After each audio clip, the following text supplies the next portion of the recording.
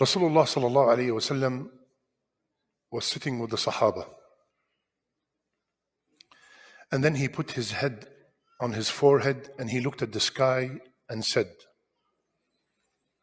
Subhanallah, what a stern warning has been revealed tonight.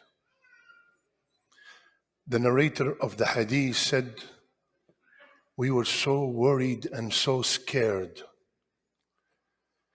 Next day, now notice, at that time, nobody asked anything. The next day, they said, Ya Rasulullah, what is that stern warning that was revealed yesterday? He said, by the one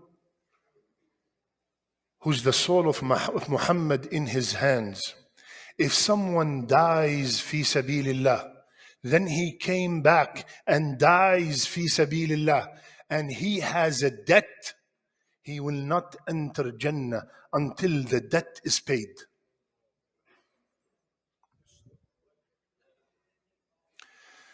Debt.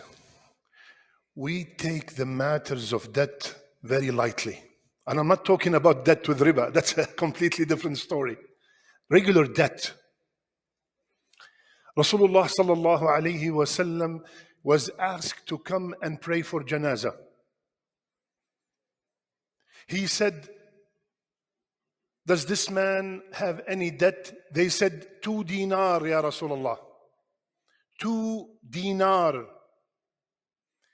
He said, alayhi salatu wassalam, sallu ala sahibikum.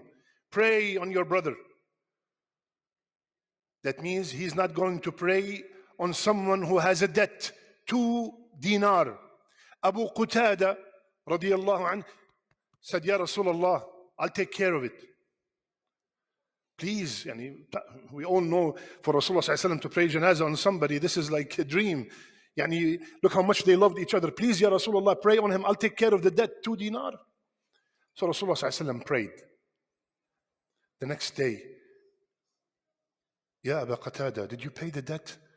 Ya Rasulullah, it's not even 24 hours.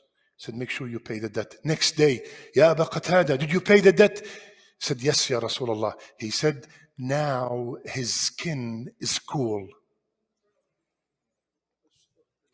Third hadith, Sahih Muslim. يغفر للشهيد. Shaheed, all his sins are forgiven except debt. All his sins are forgiven except debt.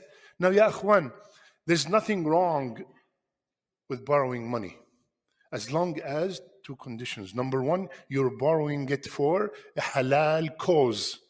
Number 2, you're borrowing it with the intention to pay it off, to pay it back. Some people borrow money with the intention, with the mindset, I'm not paying it back. And you know what's the funny excuse is? The guy is rich. Who told you if the person you borrowed money from is rich, that means he does not care about that $1,000 or $2,000 that you borrowed? So Rasulullah sallallahu alaihi wasallam said, whomsoever borrow money with the intention to pay it back, Allah will help him pay it back. Now let's come to the dua. First narrated by Ali and the second by Mu'adh. There will be 2 du'as. One light and short, and the other one is a little bit long. The first one, a man came to Ali radiyallahu anhu and said, Ya Amir al-Mu'mineen, I made a contract with my master, he's a slave, to pay off my debt, but I cannot do it anymore.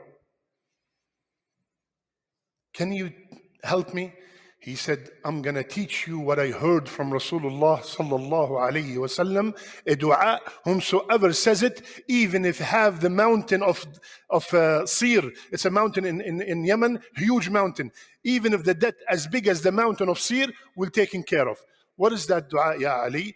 Allahumma akfini bihalalika an haramik wa aghnini bifadlika an